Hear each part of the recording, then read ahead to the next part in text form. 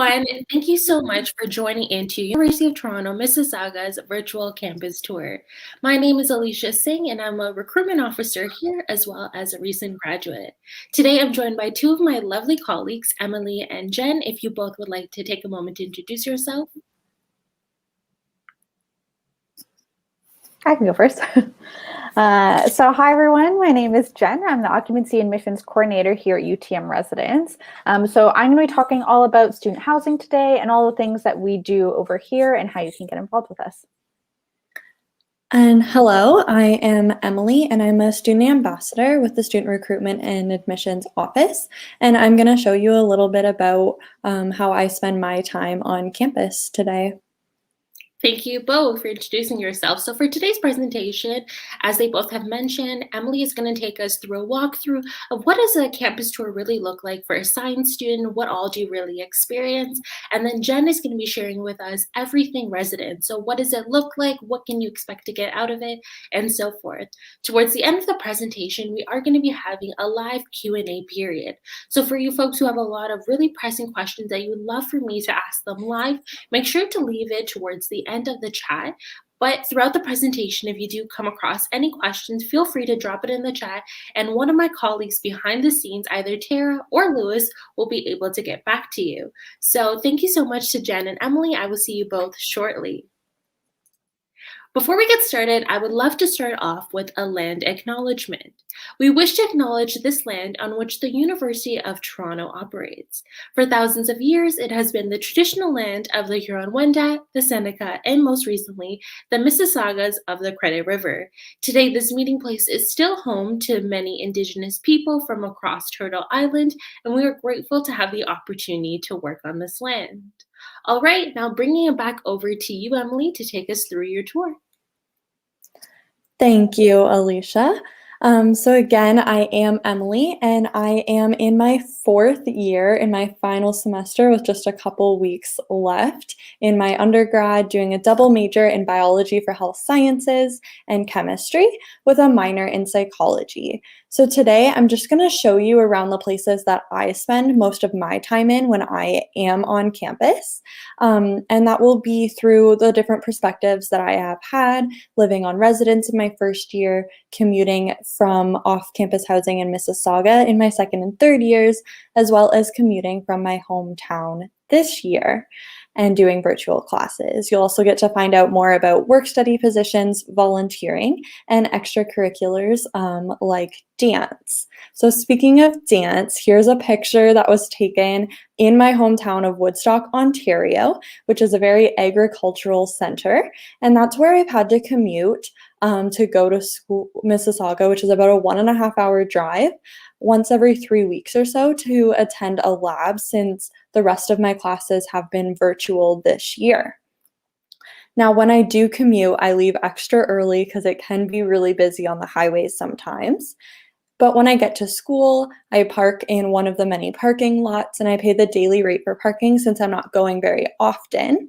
But you can get a parking pass if you do plan to drive and park more often. And then I park just outside the Recreation, Athletics, and Wellness Center, or the ROC, which we'll visit now.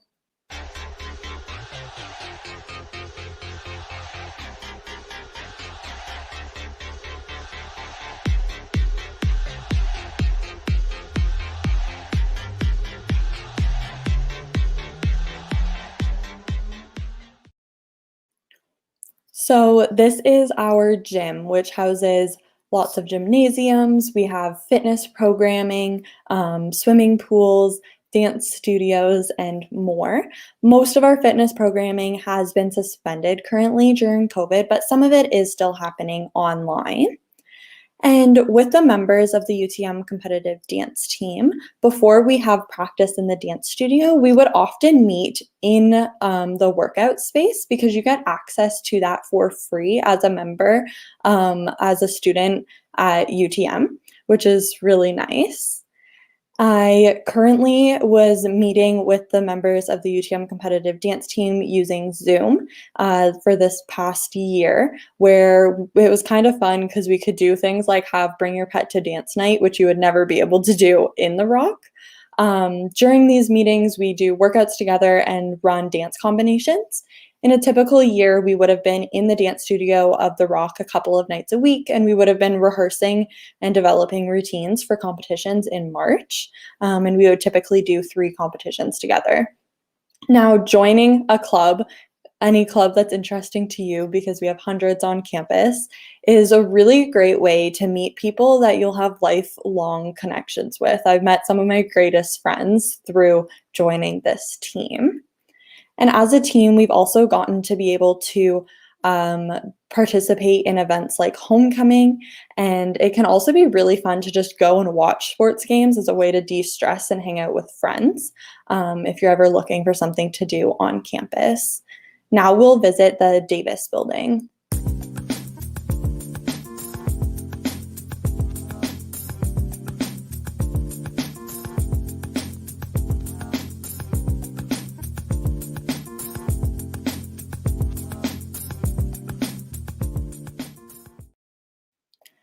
So this is where I'm going to spend a lot of my time when I'm on campus, and you'll see why in a second. We have the science wing. So this is where we have our updated biology and chemistry labs. And I do definitely take a bunch of courses in those, being in the biology and chemistry majors. In the chemistry major, it's really fun because you get to pick which upper year lab courses interest you the most.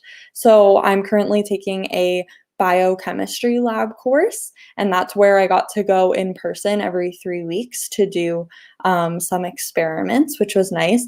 The first half of the course was completely virtual, but that was also really interesting because we used computer software to try to model the COVID-19 protein and try to see how you would go to make a drug for it, which is also super interesting. Now, we also have professors' offices for the sciences in the Davis building. So this is where you can go to get help with any questions you have during office hours. And I have weekly meetings with my professor for research and development in science education. And this is a small upper year course that you have to apply to take. And it's really interesting because you get to actually create problem-based learning problems for high school chemistry students. So here you can see an example of a problem that I made that was centered all around baking and what makes cookies rise. And there's questions that high school students would go through to try to learn more about acids and bases in chemistry. And then these problems are uploaded to a website that teachers can actually download and incorporate into their classrooms, as well as we've gotten to join in online and help implement some of these ourselves. And I had no clue there would be experiences like this available during my undergrad degree, but I was really happy to find this experience. Another place you can find me a lot is in the food court. Often before or after a lab, I get hungry and I want a snack. So you can often see me at Tim Hortons getting a donut and a hot chocolate, but there is lots of different food options in the Davis building. We also have the International Education Center. So here I volunteer with incoming international first-year students through a mentorship program. And I'm paired up with a student or two to be able to answer any questions they have. And it's really informal and flexible. There's lots of different mentorship opportunities available in different areas at UTM if that's something you're interested in. And it's a great way to just start getting involved and reaching out to people. But the International Education Center also has lots of other things available for both domestic and international students, like help for immigration support or events for intercultural development, as well as information in case you want to go abroad or do an exchange during your degree. They're really the place that can help you figure that out. Now, we also have the Health and Counseling Center. So this is something I didn't really figure out until my second year. And it's really a wonderful place because it has doctors, nurses, dietitians, and counselors available to help any UTM student out with their healthcare needs. Now, this to me was really important because I wasn't in my hometown where my local doctor was located.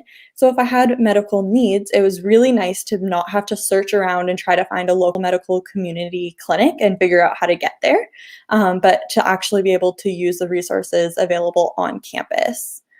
Now we will visit the CCT building.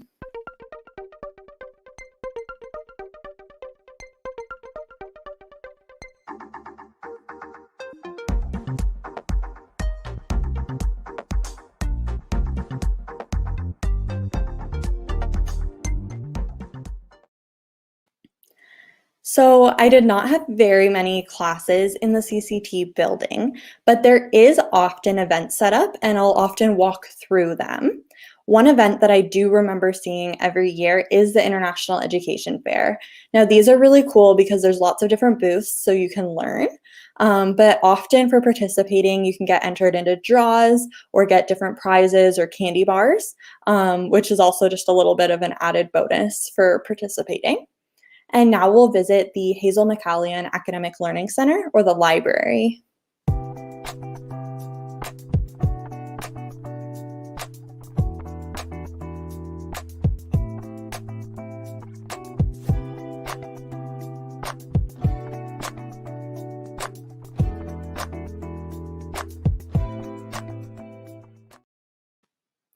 So this is another one of the places where I spend a lot of time when I'm on campus. I like to use the basement of the library the most, and it has desks that are kind of like shown here that are large so you can spread out, but it's also a floor that you can talk on. So I often hang out with my friends here and we'll do some work together.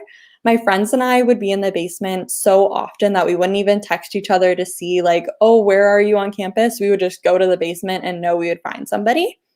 But there are other study spaces in the library I would also utilize. There are study rooms that are like private rooms you can book that have a whiteboard in them.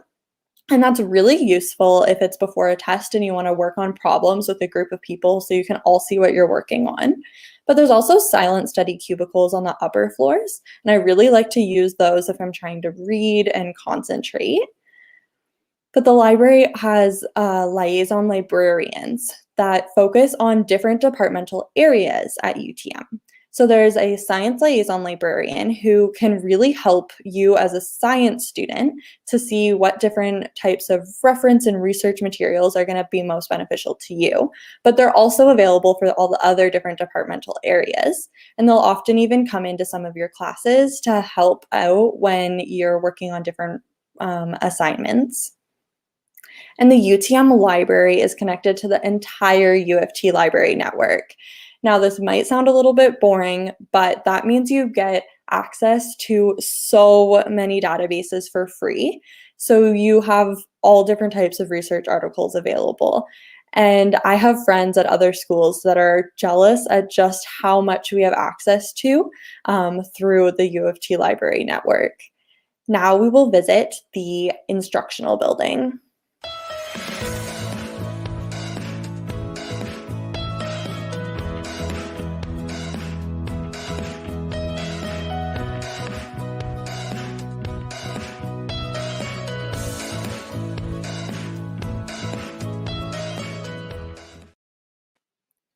So the Instructional Center, or IB, houses a lot of different lecture halls and some of our biggest ones. So this lecture hall is one of the biggest and where my first year biology and chemistry courses were held. And in your upper years, you have a similar arrangement of desks in this building, but a lot smaller.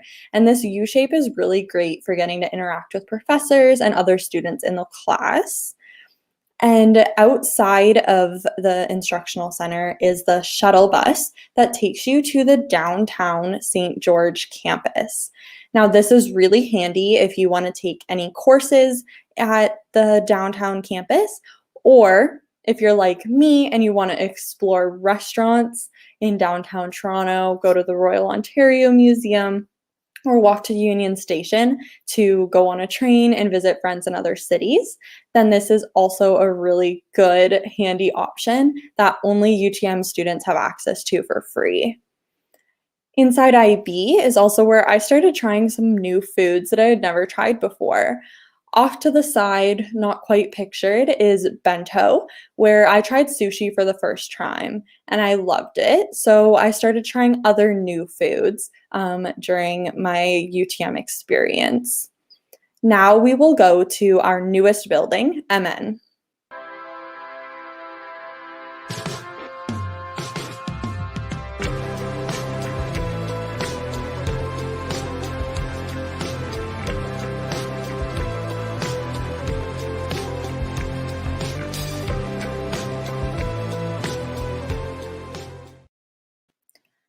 I have not had very many classes inside of MN, but I would often come here to heat up my lunch in the microwaves. I personally just find it more economical if I try to bring the bulk of my food from home. And then I would eat my lunch in this beautiful building. We'll head to the connected building, Deerfield Hall.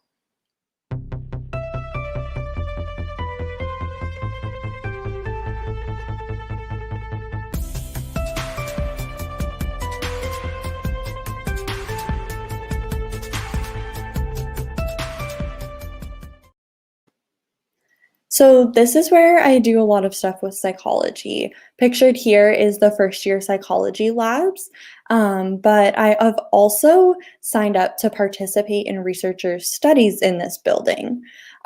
So undergrad students often collect the research and do the sampling of questions, and that could be through volunteering in the labs or as part of a research opportunity project. Now, ROPs are available in all different departmental areas and can even lead to getting a paper published during your undergraduate degree. Now, I just sign up to participate in the research because I find it interesting to see what is going on and what kinds of things are being studied at the UTM campus, and you can even earn a little bit of money for doing so. We also have one of my most favorite food spots here. The pizza and the salad at the Northside Bistro are amazing, and you can even customize them to suit any dietary needs that you have. And now we'll head to the Student Center.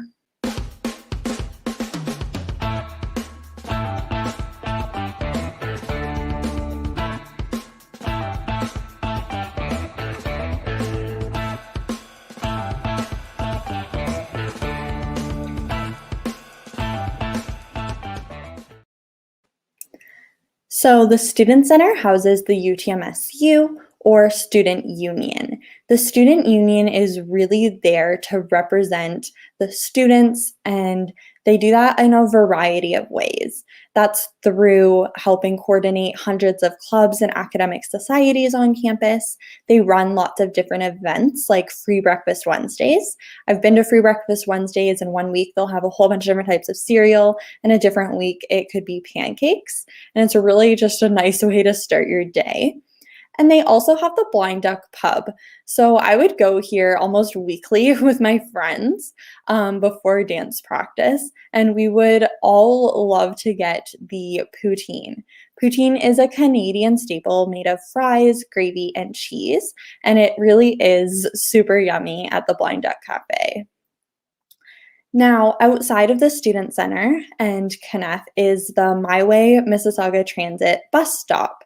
So in my second and third years, when I was commuting from my apartment across town in Mississauga, I would use the My Way to get to school. Now, the Student Union makes it so that you get free transit included in as part of your fees, and that makes it so much cheaper. Now, I would use two different buses to get to school and have like a little transfer. And it was really convenient to be able to have a bus stop on campus.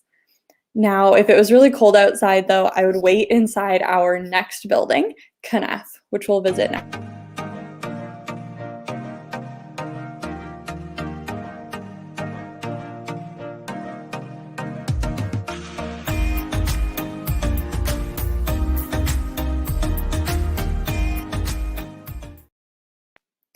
So the Kenneth Center has the Innovation Complex, which houses the Office of the Registrar.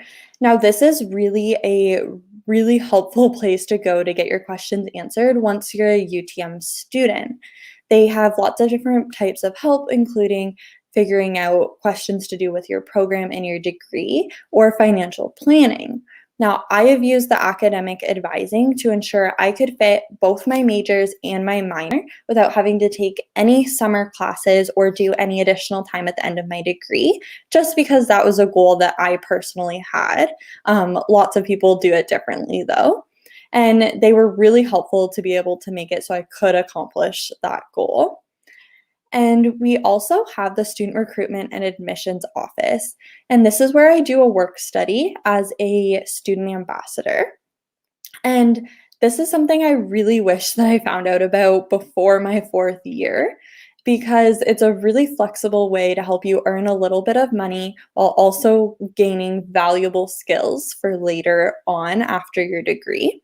There are work study positions in a variety of areas on campus, though, and even some of them are inside of different science laboratories if that's something that interests you. Now we'll go to residence.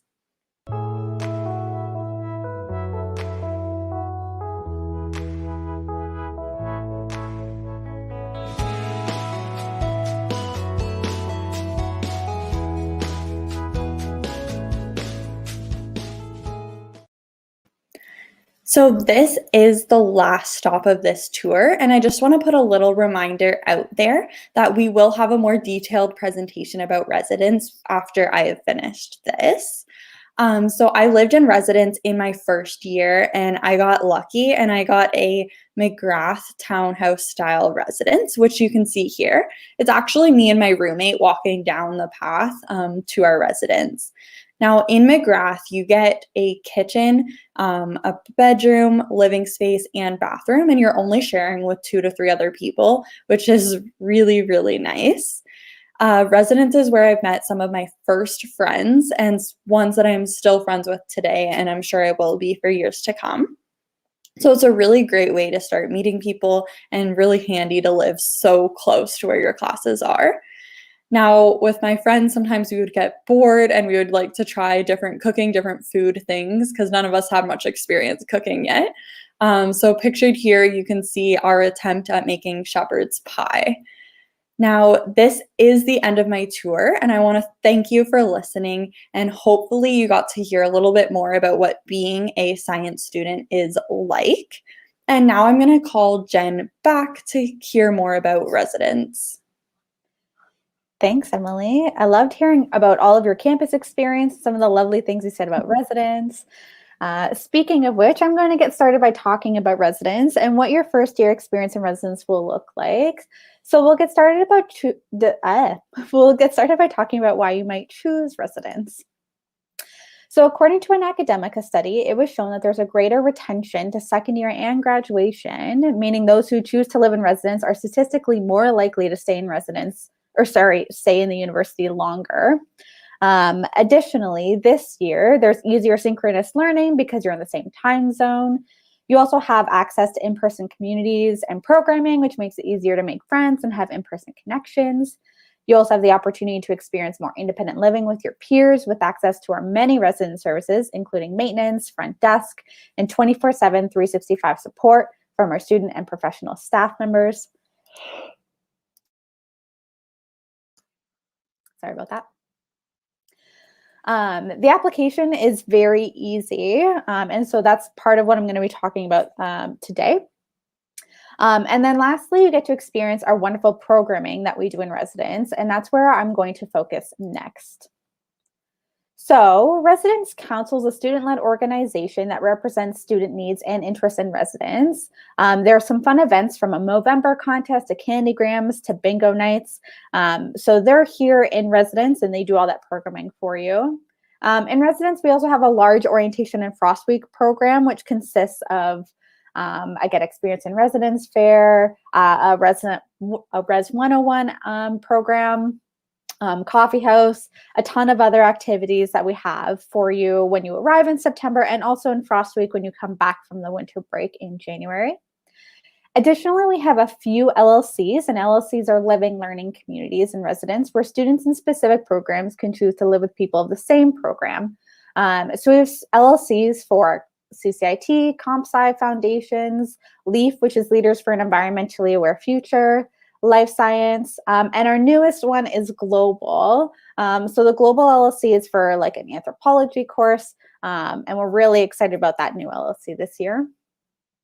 Our wonderful student staff are also always available for support. So our Dons, who are kind of like your first friend in residence, are there for community building, support, and creating connections.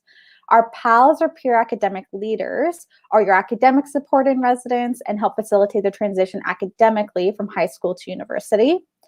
And lastly, our RSAs, or the Resident Services Assistants, work at the Resident Services Desk, and they're the administrative support in residence at the front desk for any logistic or administrative support you could possibly need. Pretty much any question that you have about residents, they're your go-to humans. And then we also have a bunch of programming and clubs that we have here in residence. So the Artistic Resource Team, Equity Outreach Network, choir. So our choir is called the Home Notes. We have Coleman Cup, which is a competition that we have with our residents every Sunday. And then our Sustainability Committee for those who are interested in the environment. The next things I did want to highlight are some of the things that we did specifically this year to make sure that we were making sure that our students felt safe while they were here. We are open. We've always been open. We're open 24/7, 365. And so this year we had increased rigorous cleaning schedules. So that was 7 days a week. We had our caretaking staff going through our common areas and making sure that they were especially clean if they were more high traffic areas. This year we provided single rooms for all students, and we are continuing that into next year as well. We did have hand sanitizing stations in all public indoor spaces. We gave out masks. So the university gave out branded masks, but Student Housing Residence Life also gave out our own branded masks as well. So you were all masked up if you were living in residence. We have plexiglass barriers for our student services, so our front desk, to make sure that students are safe, but also our workers behind the desk are also safe. We have a self-reporting web form so that if you were feeling any sort of symptom or not feeling well, you could get assistance from a Residence Life Pro staff by just submitting the form and letting us know that you may be experiencing symptoms so we could work with you. We have some other things listed there as well, but the last thing I did want to highlight is our health screening. So upon entry, whether on like move-in day or even coming back from the winter break, we did have health screening to make sure that you were meeting compliance with Peel Public Health and that you and our students who are already here were safe. Now I'm just going to run through the different residence styles that we do have.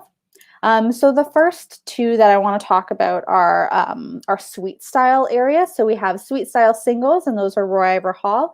And we also have suite style super singles, and those are in Arundel Hall.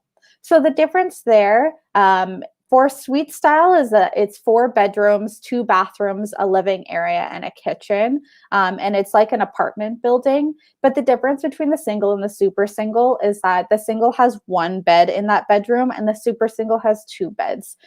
So again, for this year, all rooms will be only having 1 student live in them, but the super singles do have 2 beds, so more furniture. So that's really the only difference there. The next 3 that I want to chat about are the traditional singles. So that's Oscar Peterson Hall. And that one has its 2 bedrooms with a bathroom in between. So unlike the suite styles, you don't have a kitchen or like a living area. So you do only get that bedroom and you're only sharing that bathroom with 1 other person. Whereas in the suite styles, you were sharing a bathroom also with 1 other person because there was 2 bathrooms for 4 people, but you did have that kitchen. So in OPH, we do have a kitchen on the 6th floor. So you do have access to cook, but it's not, it's a communal kitchen for the entire building. And the next one we have is our premium townhouse. So that's single and super single, and those are in McGrath Valley. So in our premium townhouses, In there, you have 2 bedrooms, 1 bathroom, a kitchen, and a living area. So you do have that shared bathroom with one other person. Again, this year, the super singles, although they have 2 beds, they will only have 1 person in there. So we aren't removing the furniture. That furniture will stay. But you'll just have more furniture for just like 1 person, which is always kind of fun. And then that other person in bedroom A will just have the 1 bed for themselves. So you are only sharing that space with 1 other person. Now I'm just going to run through some of the timelines. So the first for the application, the residence application is on StarRes and it is live on residence.utoronto.ca. There was a deadline that was on March 31st, and that was step 1, the residence guarantee application. So there are 3 steps that you would need to have made sure happen in order for you to get the residence guarantee. And step 1 has passed. That was March 31st. But coming up, the next 2 steps are on June 1st, and that's the first year offer of admission deadline. And that just means that you have to accept your University of Toronto offer by June 1st in order to, again, maintain that guarantee status. And then the next deadline is on June 10th, and that's step 2, the UTM undergrad academic year application. There is a video that describes how to go through step 2, and Jess is going to throw that in the chat for you so you can see and check out that video with a lot more details about like how to go through step 2. But those 3 things are required for you to have met the residence guarantee. If you have missed step 1, that's not a problem. You can actually do step 2 right away. You just technically don't have the residence guarantee anymore. That doesn't mean that you won't get a space. It just means if we do fill up, it'll become first come, first serve for you. The next few deadlines I did want to highlight is that on June 16th, if you are given, if you met the residence guarantee, you'll be getting your confirmation on June 16th. And if you, again, didn't meet the guarantee, you'll still get information on the 16th, whether you get an offer or maybe potentially in the wait list. But those will go out on June 16th. In that offer, you'll be expected to pay a $1,650 acceptance deposit in order to accept your offer, and that will be due on July 2nd. So that's the next deadline there, the first year undergraduate deadline to accept your offer. And that $1,650 is due at that time. And then if you accept your offer between July 21st and July 23rd, you should get room and roommate information. So that will have who your roommates are, as well as the area that you'll be living for the year, that you've been placed in for the year.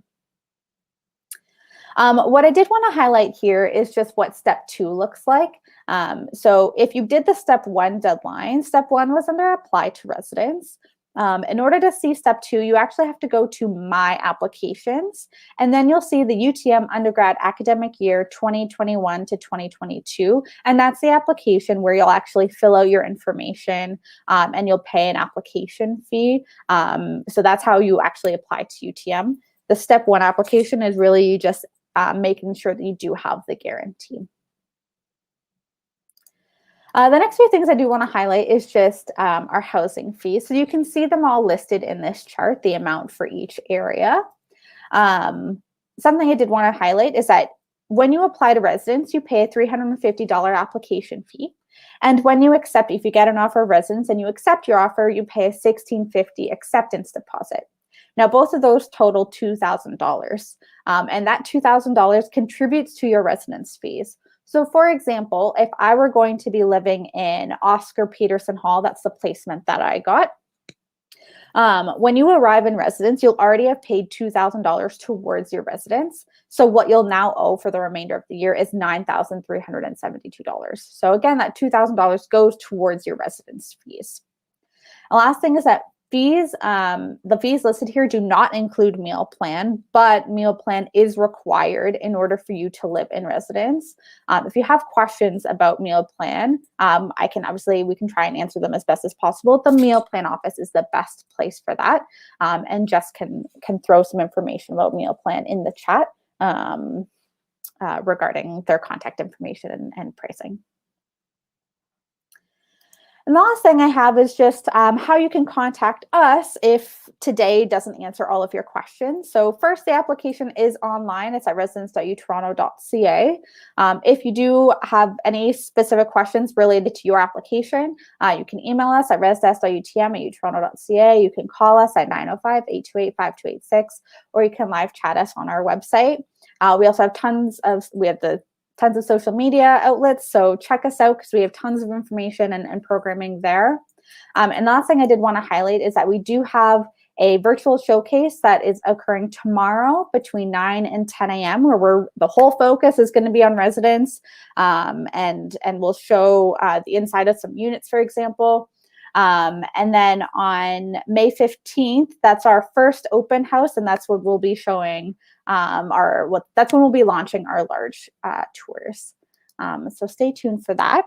So that's all I have for you for residents. I'm going to bring back Alicia and Emily now.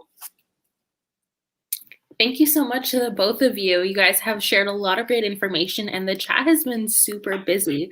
So we're just going to jump in with the questions and I'm going to rotate between the two of you.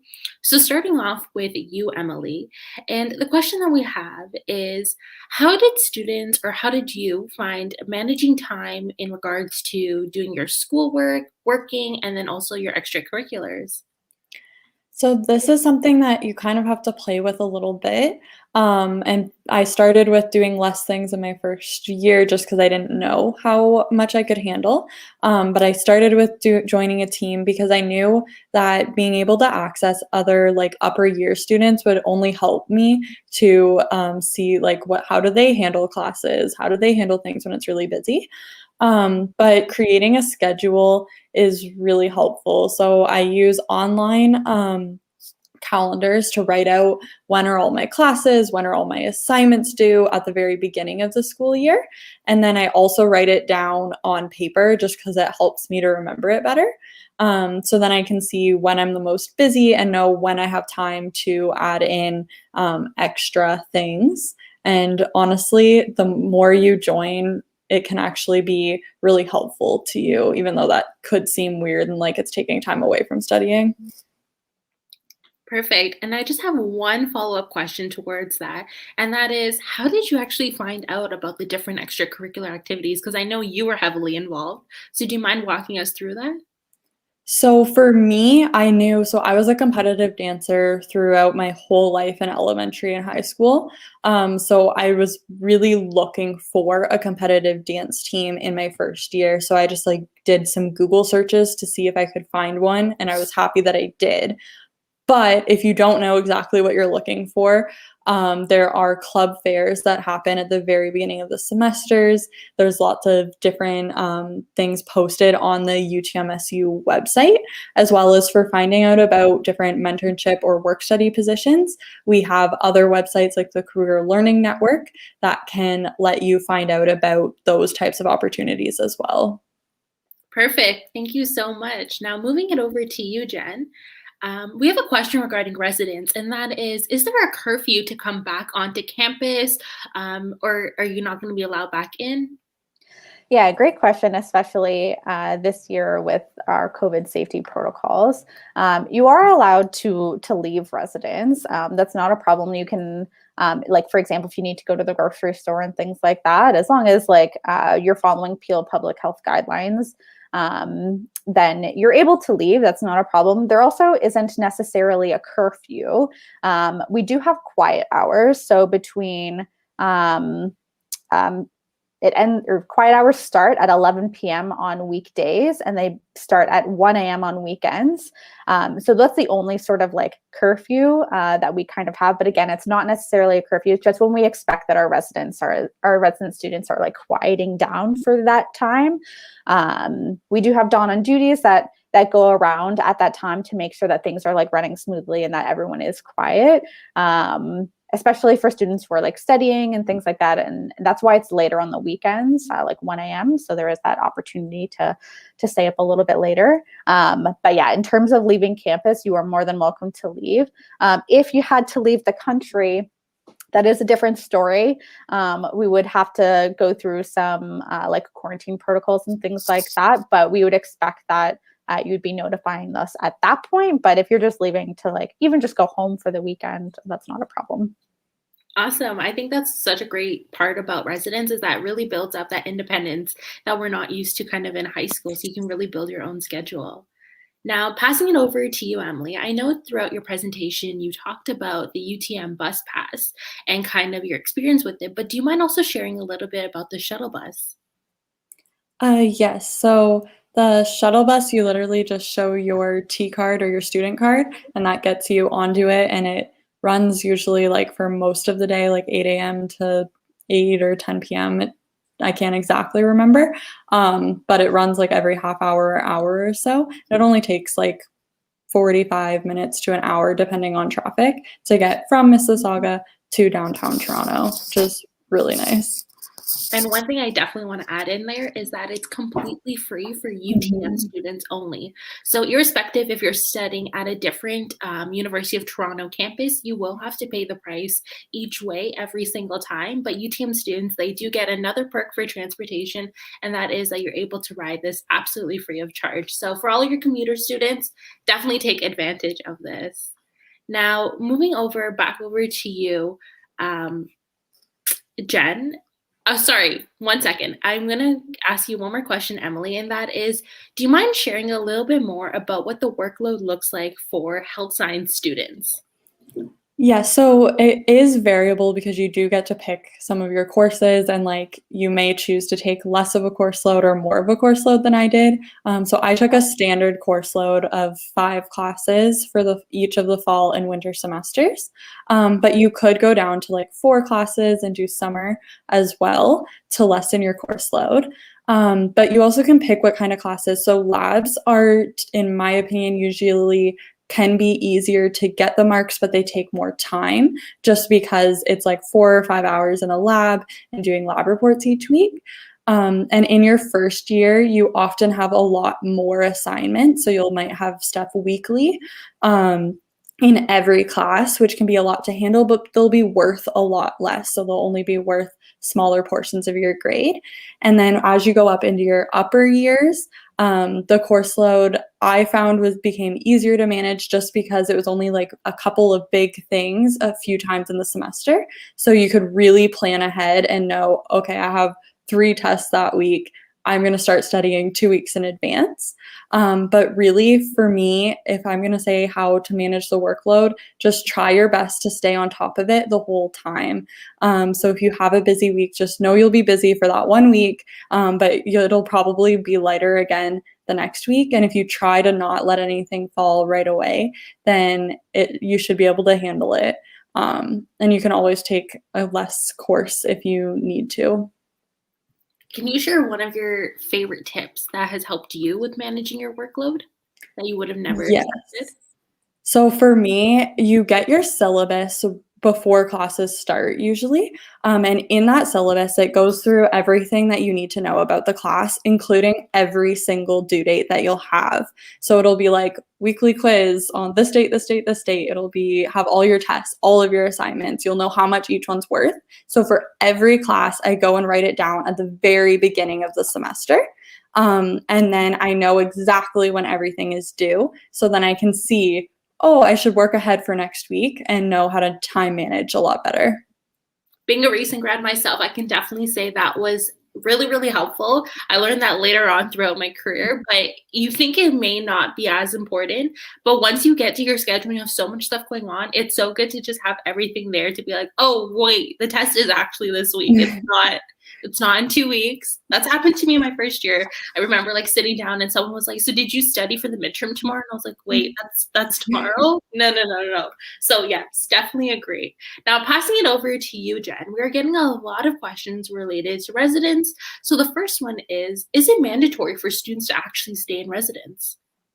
It's not mandatory for students to stay in residence. You can, even in their first year, like you're more than welcome to find off-campus housing. However, as being from residence and having lived in residence myself when I was a student here, I highly recommend it. And you heard from Emily's experience as well, living in residence, especially in your first year. It's just so much easier to make friends when you live in residence because you're surrounded by your peers. You're living with your peers. You're getting that experience of being with them and studying with them and living with them. And you get to, there's obviously like other programming that we do in residence that's really fun and sorry, gets you engaged. But really, I think the benefit of just like living with your peers and making friends is probably the highest recommendation that you can get from residents because it's so much easier when you're living here. Now, speaking of residents, we are getting some questions related to roommates. So how does the roommate selection process work? Are they chosen randomly? And also, what happens if you don't actually end up liking your roommate? Totally fair questions. So the roommates process works for first years where we do place you based off a few criteria. So first, you do get to indicate in your application whether you would like same or mixed gendered housing. So same gender housing is that you get to live with people who identify as the same gender as you, they're same gender female and same gender male. And then the mixed gender option is if you don't care what gender you want to live with, then you have the opportunity to be placed in an area by area, I mean like your specific unit. So your roommate would be potentially someone of a different gender than what you would identify as. So that's one of the criteria. The next thing that we look at is also your preferences. So in the housing application, you also get to rank your preferences of where you want it to live. So I talked about those 5 different options today. There was traditional dorm, there was single suite, super single suite, premium townhouse single, and super single premium townhouse. So you get to rank those, especially because they're different price points. And we try to arrange you to be living in one of your top 3 choices. It's one of our priorities for where we're placing students. And then there are a few other things, like if you have accommodation requests and things like that kind of come up. But generally, that's how we do place you. We don't do personality questions or things like that. The other thing is that if you are in an LLC, you will be placed in an LLC location. So you'll be living with other people of that program in that specific LLC. So that's kind of how we do placements. If perchance throughout the year you find that you do have a problem with your roommate, I mean, roommate conflicts happen. You might not get along with every single person that lives in residence, and that's totally fine. So if you do have a conflict that you do have with your roommate, that's what our Dons are here for. And so they'll work with you on conflict mediation to make sure that you can talk through whatever the issue is. So for example, maybe one of your roommate is maybe staying up really late and there's a lot of noise when you're trying to sleep.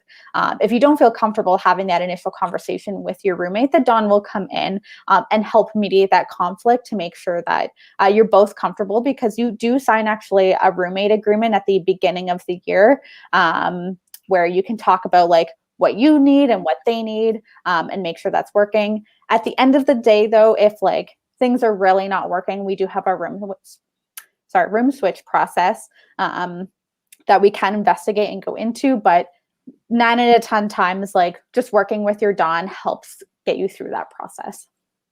Thank you. I know it's always such a scary experience, the idea of living with a stranger. So you're always worried, what is the worst thing that can happen? But it's so great to know that there's so many resources in place to really make sure that everyone gets along and that you can all live together really well. So thank you. We did get a question here about if the UTM campus is fully wheelchair accessible as well as the shuttle bus. And I want to say yes, the entire campus is fully accessible. So we have elevators in every single building that you're able to use as a student. Also, every single of our bus transportation, so whether it's the My Way bus stop on campus, the shuttle bus at the instructional building, or at the St. George Hard House stop, they all are wheelchair accessible. So don't have to worry about that. We have everyone covered. Now, moving back over to Emily. So we are getting a little bit more questions related to the science program in general. And I'm wondering if you could elaborate more on, I guess, what would you say would be the best highlighting experience going throughout biology, chemistry, and so forth? So it was really, I really liked that in my first year, I was just a general life science student, so I could see what kinds of classes were actually the most interesting for me. So that was through taking a variety of science classes, biology and chemistry. I avoided physics because I personally don't like physics that much, but I also could try some of the other outside of science courses just to make sure science was what I liked. And then I could apply, and I did chemistry because I really liked the hands-on labs. As well as biology, I got to start doing some labs in my second year that were biology based. And I chose the health sciences because I really like biology that has to do with humans. And that's what that program allowed me to do specifically. And I got to see that from the different courses that I took. And for me, my highlights are definitely lab courses. Just getting to see what you're learning come to life is really interesting.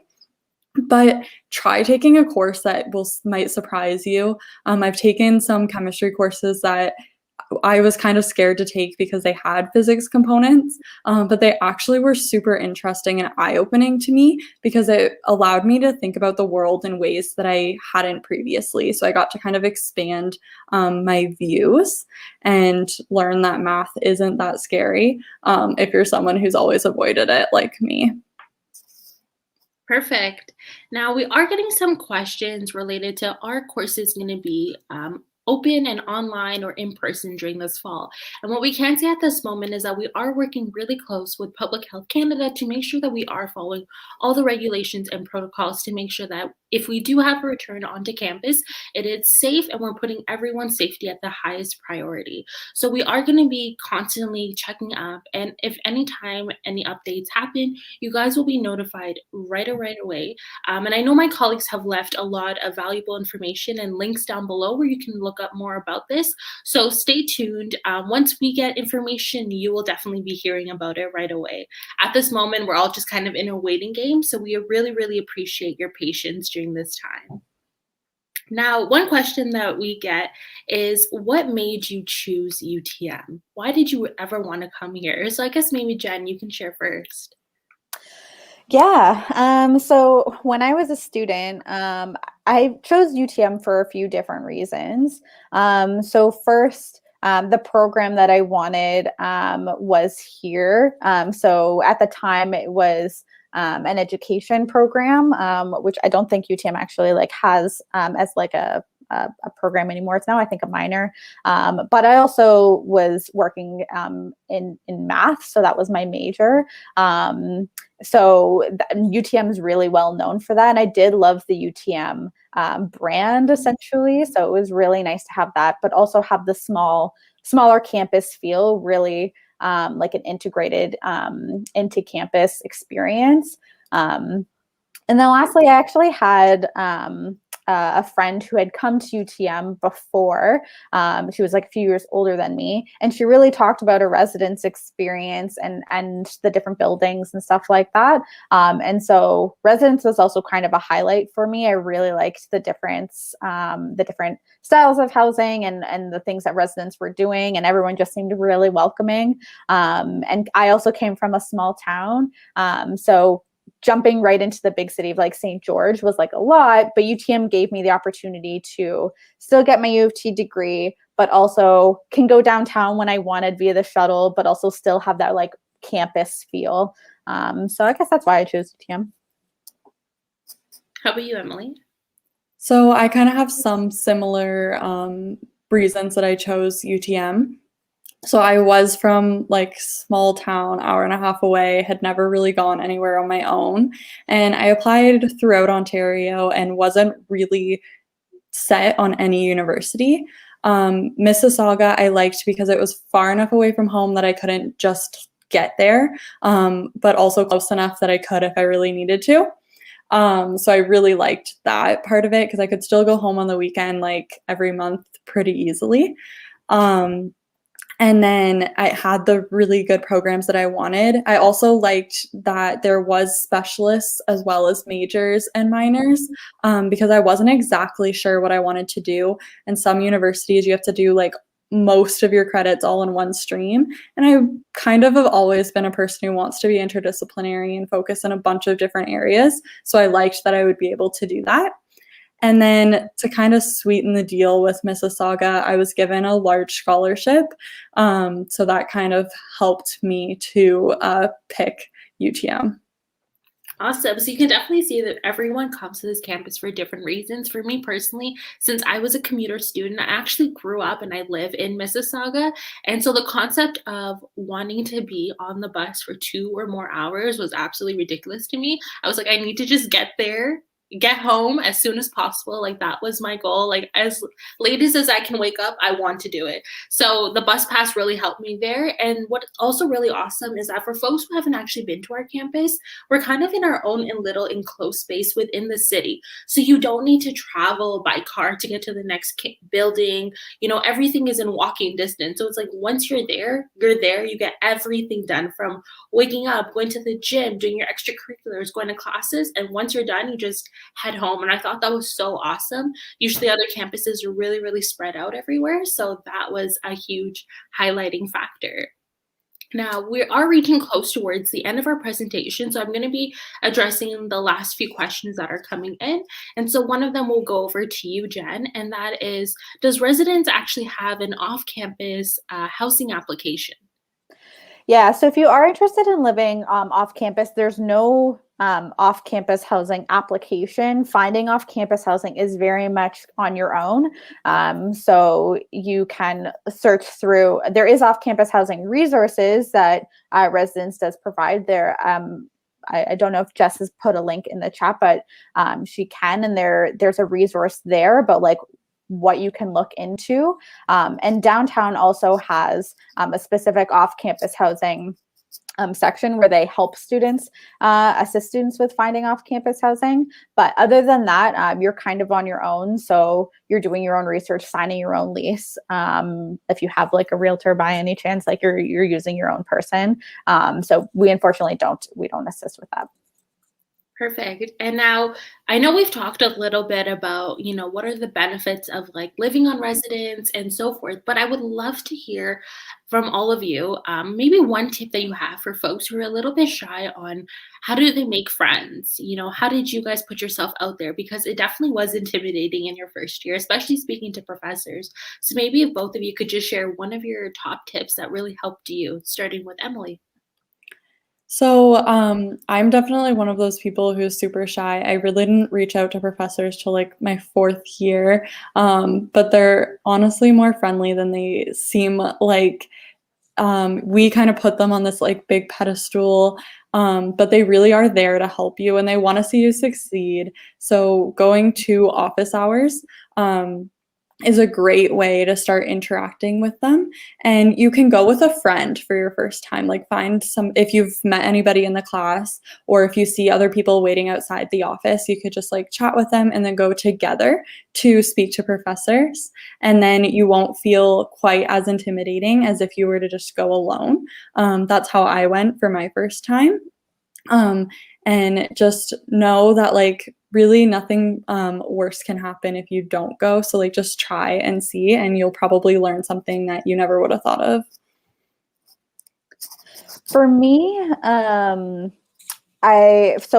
know the question specifically someone who's not coming to live in residence, but we do actually have a program with our peer academic leaders, our PALs, where they run faculty in residence. So we actually bring faculty members from various programs that are hosted at UTM into residence, and it gives an opportunity for students to like eat with your professor and just chat about like whatever you want to chat about. It doesn't have to be related to academics at that point. It's really just about getting to know your professors. So that's something that we do offer here in residence. But as if I wasn't living in residence, and I did have students, I did have courses when I was going here that I didn't have any of my residence friends in, because not every course you take is with someone that you know. And one of the things that I found, especially in first year, is just when you get into class, like just if you're sitting by yourself, try and sit like near other people and just start by having that conversation. All first years are going through the same experience. Like lots of you don't know anyone. You're coming in here for the first time, and you're all you're all going to be very nervous, and that's totally fine. But just know that you're not in it alone, and that the people that you're sitting in class with are going through the same thing you are. And so they want you to reach out just as much as you want to reach out. So some of the things I did is just start by like introducing myself and then asking if they had any other courses or what they were doing or what their like program was. Because it's just getting to know people. And then you slowly start to make friends and build a friend group. Thank you. I can definitely agree that, all of you guys were all in the same position when you come into first year, right? Everyone here is kind of nervous, shy. So don't worry. Feel free to put yourself out there. But there's all these resources, like Jen had mentioned, in place to really make sure that your transition is smoothly. So thank you so much for everyone for all of your questions. You have really kept this conversation super engaging. And I hope that we were able to answer any questions that you folks may have. If you guys did not get your question answered, my colleagues will be able to leave some information down below for how you can contact our office so that hopefully one of us will be able to answer it in the future. So thank you so much, Jen and Emily, for sharing all of that information, and I hope everyone else enjoyed this presentation. Thank you.